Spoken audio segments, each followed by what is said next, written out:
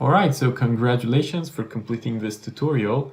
You now have all the resources that you need for prototyping your game or even creating a small game with all the free assets, free arts, or free music. Now what I want you to do, I invite you to do the class project. The class project is a simple thing. I just want you to create something really simple. I don't want you to create a full game. Just a simple, I don't know, a simple platformer or anything you feel comfortable with. It even doesn't need to be a complete level. It just needs to be something that you use some assets. So what I want you to do is to create a small prototype and to get all the resources that you need.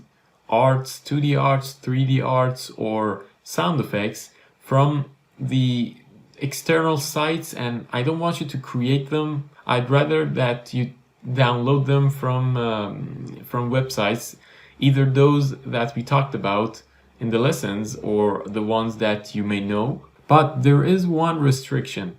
I don't want you to use any kind of CC0 asset.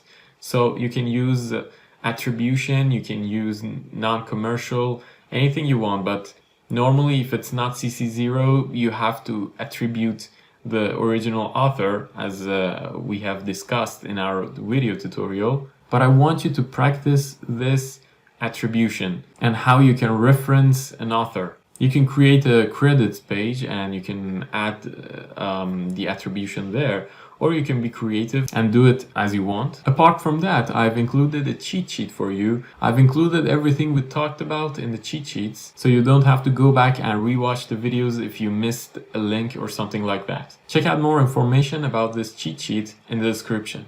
Finally, thanks again for watching this tutorial, and feel free to email me if you have any questions.